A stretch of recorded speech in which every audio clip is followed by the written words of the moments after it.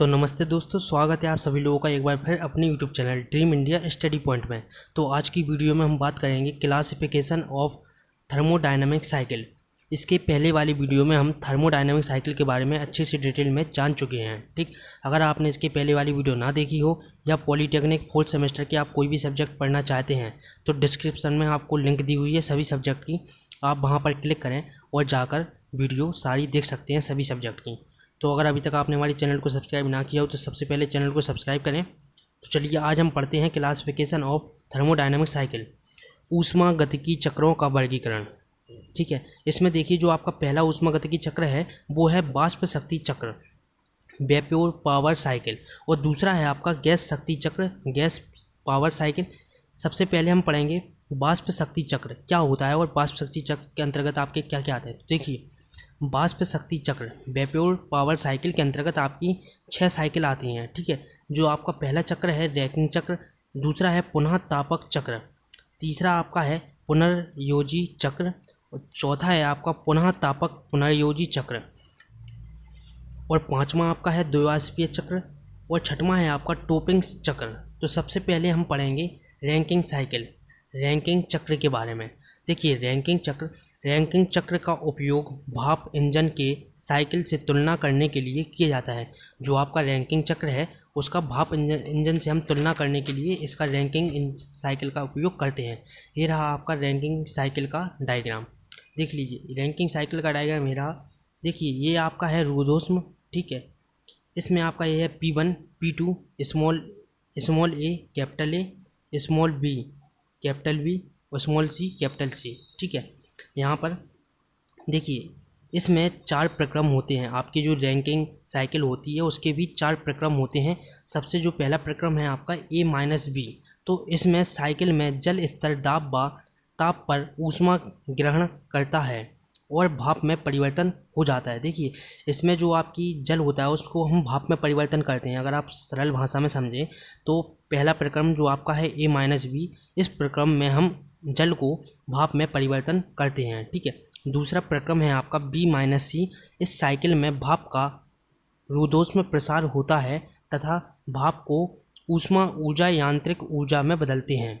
भाप की जो ऊष्मा ऊर्जा होती है उसको यांत्रिक ऊर्जा में बदलते हैं। तो अगर आप सरल भाषा में इसको समझें तो जो हमारा दूसरा प्रक्रम है उस B-C, इसमें हम भाप को यांत्रिक ऊर्जा में बदलते हैं। ठीक है, भाप को सबसे पहले हम बदलते हैं ऊष्मा ऊर्जा में, उसके बाद हम यांत्रिक ऊर्जा में उसको बदलते हैं।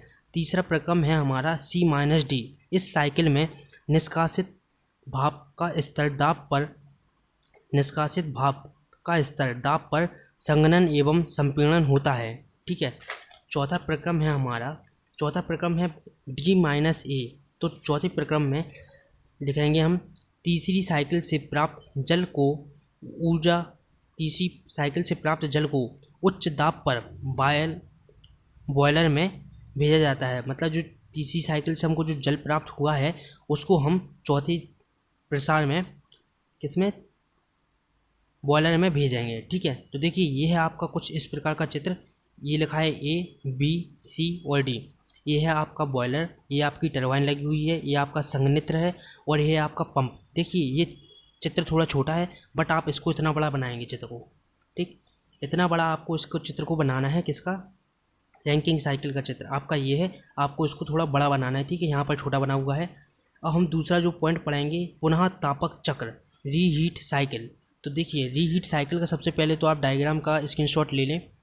देखिए ये आपका उच्च दाब टरबाइन लगी हुई है, ये आपका बॉयलर लगा हुआ है, ये है आपका अति तापक, ये आपका संघनित्र लगा हुआ है, ये आपका पंप लगा हुआ है, और ये है आपका निम्न दाब टरबाइन। ठीक है, निम्न दाब टरबाइन इसको हम LPTB कह सकते हैं और उच्च दाब टरबाइन को हम कहते हैं HPT।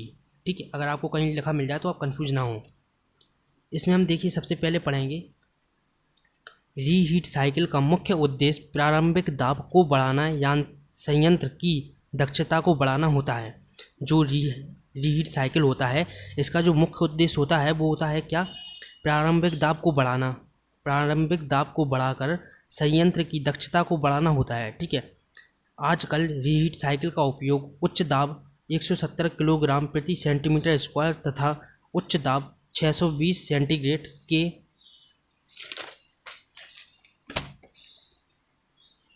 620 सेंटीग्रेड के संयंत्र में प्रयोग में लाया जाता है। ठीक है, इसके बाद जो इसका तीसरा पॉइंट हम इसमें लिखेंगे, इसमें इसके प्रयोग से ऊष्मीय संयंत्र की ऊष्मीय दक्षता में वृद्धि होती है, या ऊष्मीय दक्षता हमारी बढ़ जाती है इस संयंत्र के उपयोग से, रीहीट साइकिल के। ठीक है, देखिए आपको सभी पॉइंट के बारे में थोड़ा थोड़ा लिखना है। अगर आप सभी की एकदम डिटेल में वर्किंग लिखेंगे तो आप पेपर में केवल एक ही क्वेश्चन कर पाएंगे। ठीक है, इसलिए हमको सभी के चित्र अच्छे से बनाना है और सबके बारे में हमको थोड़ा थोड़ा लिख देना है, बस हो गया। ठीक, अब हमारा जो तीसरा पॉइंट है वो आपका आता है पुनर्योजी चक्र। ठीक, पुनर्योजी चक्र में देखिए ये रहा आपका चित्र। ये पुनर्योजी चक्र, रीजनरेटिव साइकिल, ये है आपकी टरबाइन लगी हुई है, ये यहाँ पर आपका कंडेंसर लगा हुआ है, ये आपके दोनों हीटर लगे हुए हैं और ये आपके 3 पंप लगे हुए हैं, ये आपका बॉयलर। देखिए हम इसमें ऐसा भी लिख सकते हैं कि इसमें 3 पंप होते हैं, 2 हीटर लगे हुए होते हैं। ठीक है, ये आपका कंडेंसर, टरबाइन, बॉयलर, आप इसका स्क्रीनशॉट ले लें। ठीक है, देखिए अब इसके बाद हम पढ़ते हैं, देखिए अब हम पुनर्योजी चक्र के बारे में पढ़ते हैं। पुनर्योजी चक्र का क्या कार्य होता है, देखिए बॉयलर में कंडेंस वाटर को भेजने से पूर्व गर्म करते हैं। जो बॉयलर में हम कंडेंस वाटर भेजते हैं उसको भेजने से पहले हम क्या करते हैं, गर्म करते हैं। इसके टरबाइन की भाप का उपयोग करते हैं, मतलब जो जल को हम गर्म करते हैं उसको, जल को गर्म करने में हम टरबाइन की भाप का उपयोग करते हैं। टरबाइन में भाप के विस्तार में बॉयलर से ऊष्मा निकालकर बॉयलर में प्रयुक्त तापक में भेजा जाता है, जो कि बॉयलर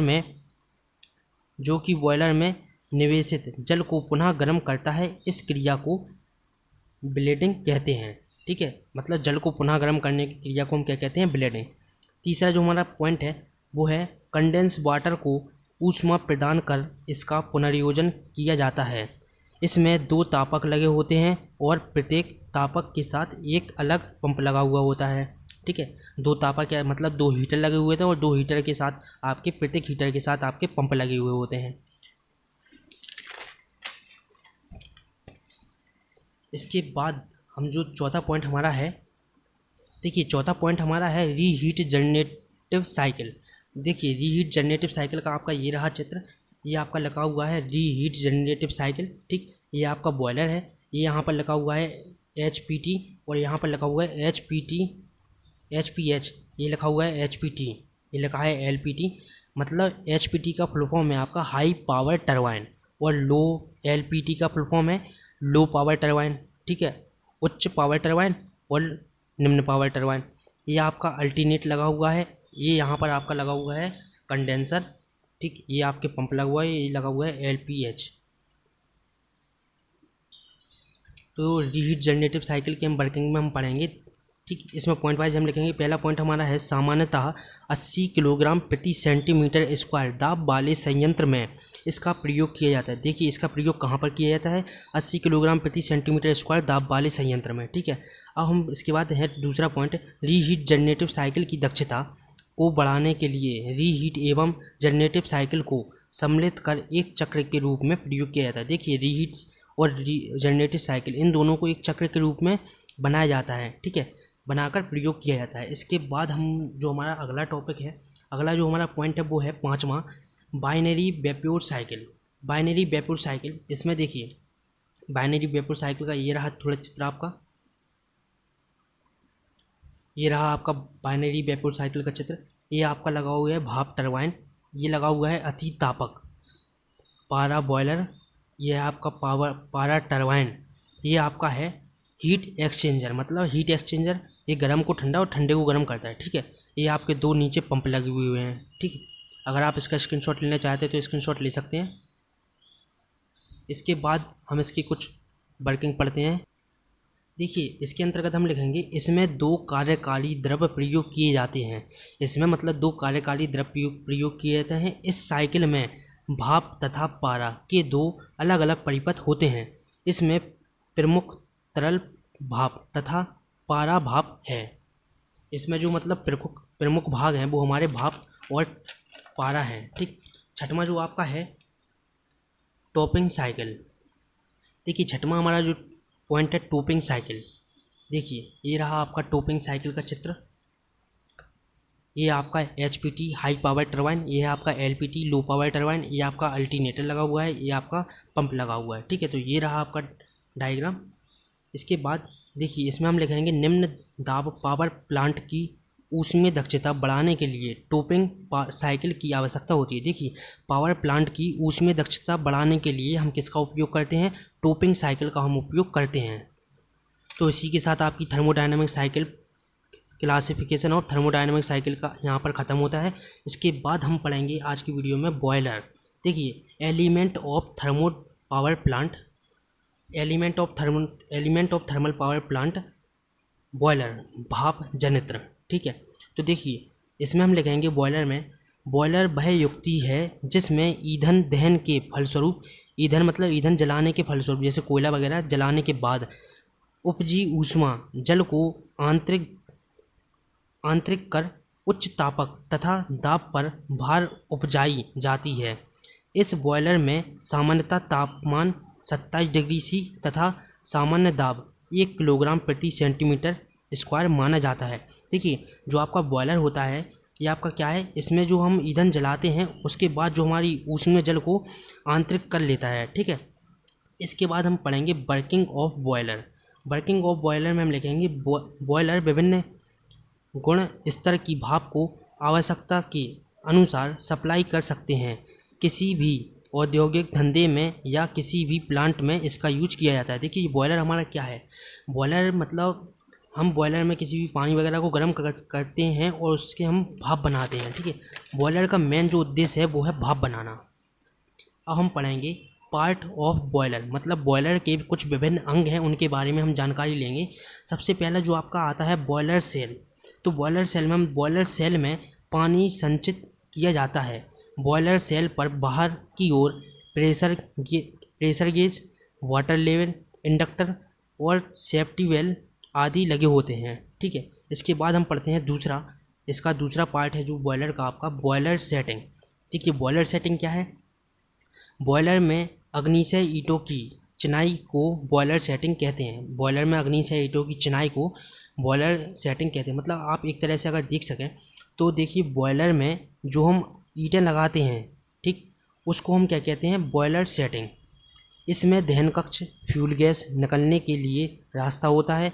यह बॉयलर के अंगों को सहारा देने का भी कार्य करता है, मतलब एक तरह से ये बाउंड्री का काम करता है। ठीक है, बॉयलर में बाउंड्री का काम करता है, इसी को हम कहते हैं बॉयलर सेटिंग। ठीक, इसके बाद हमारा जो तीसरा पॉइंट है बॉयलर का, फर्नेस, भट्टियों का स्थान बॉयलर खोल में होता है। जो भट्टियों का स्थान होता है वो बॉयलर खोल में होता है। इसका निर्माण ईंधनों के अनुसार किया जाता है, मतलब किस प्रकार का हम ईंधन उपयोग कर रहे हैं उसी प्रकार से हम इसका निर्माण करते हैं फर्नेस का। ठीक है, अब हमारा आता है ग्रेट सरफेस।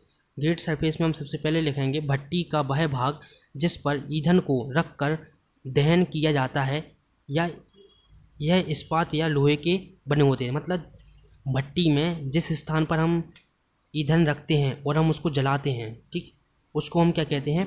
Great surface. तो ऐसी जगह जहाँ पर हम ईंधन रखें और उसको जलाएं, तो मतलब वो ईंधन हमारा अच्छा हो, ठीक, और जिस सरफेस पर हम जला रहे हैं उसको भी नुकसान नहीं होना चाहिए। इस तरह से ये बनाया जाता है। यह किस का बनाया जाता है? इस्पात का बनाया जाता है और लोहे के बने होते हैं। ठीक है, ये इस्पात या लोहे का बना होता है आपका ग्रेट सरफेस। देखिए पावर ट्यूब का हमारा क्या है? पावर ट्यूब, इसमें जल प्रवाहित होता है। पावर ट्यूब होता है जो हमारा, उसमें हमारा जल बहता है। ठीक है, तथा ट्यूब के दोनों सिरे पर हेडर्स लगी होती हैं। पानी इन हेडर्स में होकर ट्यूब में प्रवाहित होता है। जो हमारा वाटर है वो इन हेडर्स से होकर हमारे ट्यूब में जाता है। ठीक है, इसके बाद हम बात करते हैं चिमनी। बॉयलर का जो मेन पार्ट है वो है चिमनी।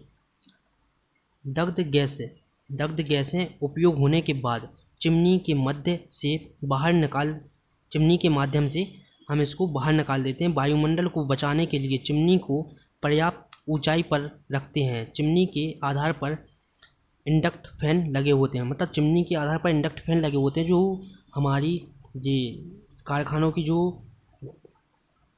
जहरीली गैसें वगैरह हैं उनको अपनी ओर खींचते हैं और चिमनी के मुख से वो बाहर निकाल देते हैं। ठीक है, तो हमारी चिमनी का काम जो क्या होता है, जो जहरीली गैसें हैं या जो भी हमारे कारखाने की गैस वगैरह हैं उनको बाहर निकालना वायुमंडल से दूर। इसलिए हम चिमनी को काफ़ी ऊंचा बनाते हैं ताकि वायुमंडल में ऐसी जहरीली गैस ना फैल पाए। तो देखिए आज की वीडियो में हमने जाना बॉयलर के पार्ट क्या हैं, बॉयलर क्या है आपका, और इसके बाद वाली वीडियो में हम पढ़ेंगे क्लासिफिकेशन ऑफ बॉयलर।